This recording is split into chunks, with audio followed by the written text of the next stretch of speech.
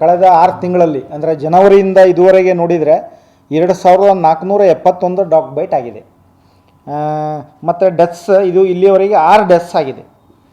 ಜನವರಿಯಲ್ಲಿ 335 dog byte case, ಫೆಬ್ರವರಿಯಲ್ಲಿ 292, ಮತ್ತು ಮಾರ್ಚಲ್ಲಿ 397, ಏಪ್ರಿಲಲ್ಲಿ 335, ಮತ್ತು ಮೇಯಲ್ಲಿ 376, ಮತ್ತು ಜೂನಲ್ಲಿ 319, ಜುಲೈಯಲ್ಲಿ 417 ಕೇಸಸ್ ಡಾಗ್ ಬೈಟ್ ಆಗಿದೆ.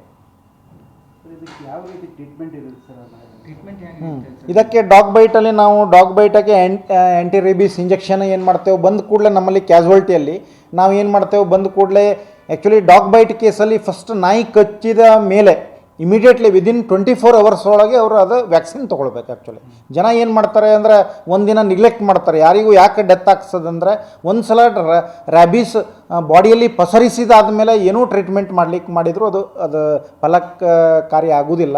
ಹಾಗಾಗಿ ಏನು ಮಾಡಬೇಕು, ಇಮಿಡಿಯೇಟ್ಲಿ ಜನರಲಿ ನನ್ನದು ಕಳಕಳಿಯ ವಿನಂತಿ ಏನಂದರೆ, ಯಾವಾಗ ಡಾಗ್ ಬೈಟ್ ಅವರಿಗೆ ಆಗ್ತದೆ ಇಮಿಡಿಯೇಟ್ಲಿ ಅವರು ರನ್ನಿಂಗ್ ವಾಟ್ರಲ್ಲಿ ವಾಶ್ ಮಾಡ್ಕೋಬೇಕು. ಸಲೈವ ಏನೇ ಇರ್ತದಲ್ಲ ಅದನ್ನು ರನ್ನಿಂಗ್ ವಾಟ್ರಲ್ಲಿ ವಾಶ್ ಮಾಡಿಕೊಂಡು ಇಮಿಡಿಯೇಟ್ಲಿ ನಮ್ಮ ಆಸ್ಪತ್ರೆಗೆ ಬಂದರೆ ನಾವೇನು ಮಾಡ್ತೇವೆ, ಇಲ್ಲಿ TT ಇಂಜೆಕ್ಷನ್ ಮತ್ತು ಆ್ಯಂಟಿ ರ್ಯಾಬೀಸ್ ಇಂಜೆಕ್ಷನ್ ಕೊಡ್ತೇವೆ. ಅದು ಯೂಶ್ವಲಿ ಅದೊಂದು ಕೋರ್ಸ್ ಇರ್ತದೆ, 5 ಇಂಜೆಕ್ಷನ್ ತೊಗೊಳ್ಬೇಕು. ಅಂದರೆ 0 ಡೇಸ್ ಮತ್ತು 3 ಡೇಸ್, 5 ಡೇಸ್, 7 ಡೇಸ್, 15 ಡೇಸ್ ಹೀಗೆ ಕೋರ್ಸನ್ನು ನಾವು ಅವ್ರಿಗೆ ಕೊಡ್ತೇವೆ. ಈಗ ಹೊರಗಡೆ ಅದೇ ಅವರು ಹೋದರೆ ಪ್ರೈವೇಟ್ ಹಾಸ್ಪಿಟಲಿಗೆ ಹೋದರೆ ಅದರದ್ದು ಇಂಜೆಕ್ಷನ್ ಕಾಸ್ಟ್ 450 ರೂಪಾಯಿವರೆಗೆ ಆಗ್ತದೆ. ಮತ್ತು ಡಾಕ್ಟ್ರದ್ದು ಚಾರ್ಜ್, ಕನ್ಸಲ್ಟೇಷನ್ ಚಾರ್ಜ್ ಎಲ್ಲ ಒಟ್ಟಾಗಿ ಅವರಿಗೆ ಒಂದು 500-600 ರೂಪೀಸ್ ಆಗ್ತದೆ. ಹಾಗಾಗಿ ಅವರು ನಮ್ಮಲ್ಲಿ ಕ್ಯಾಸುವಲ್ಟಿಯಲ್ಲಿ ಅವರು ಬಂದರೆ ಇಮಿಡಿಯೇಟ್ಲಿ ಅವರದ್ದಲ್ಲಿ ಅವರಿಗೆ APL ಕಾರ್ಡ್ ಇದ್ದರೆ ಅವರಿಗೆ 100 ರೂಪೀಸ್ ನಾವು ಚಾರ್ಜ್ ಮಾಡ್ತೇವೆ ಒಂದು ಇದಕ್ಕೆ. ಮತ್ತು BPL ಕಾರ್ಡ್ ಇದ್ದರೆ ಟೋಟಲಿ ಫ್ರೀ.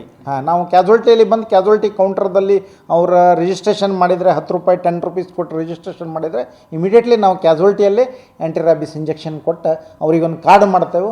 ಆ ಕಾರ್ಡಲ್ಲಿ ಅವರು ನಾವು ಇದು ನೋಂದಣಿ ಮಾಡ್ತೇವೆ, ಯಾವ್ಯಾವ ದಿನ ಅವ್ರು ಬರಬೇಕಂತೇಳಿ ನಾವು ಅದರಲ್ಲಿ ಬರಿತೇವೆ. ಆ ಪ್ರಕಾರ ಅವ್ರು ಬಂದು ನಮ್ಮಲ್ಲಿ ಅದು ಕೋರ್ಸ್ ಮಾಡ್ಕೊಂಡು ಹೋದರೆ ಏನೂ ಪ್ರಾಬ್ಲಮ್ ಆಗೋದಿಲ್ಲ. ಜನ ನಿರ್ಲಕ್ಷ್ಯ ಮಾಡಬಾರ್ದು. ಜನ ನಿರ್ಲಕ್ಷ್ಯ ಮಾಡ್ತಾರೆ. ಏನಾಗ್ತಿದೆ ಅಂದರೆ ನಮ್ಮಲ್ಲಿ ಯಾವಾಗ ಅದಕ್ಕೆ ಉಲ್ಬಣ ಆದಮೇಲೆ ಬರ್ತಾರೆ.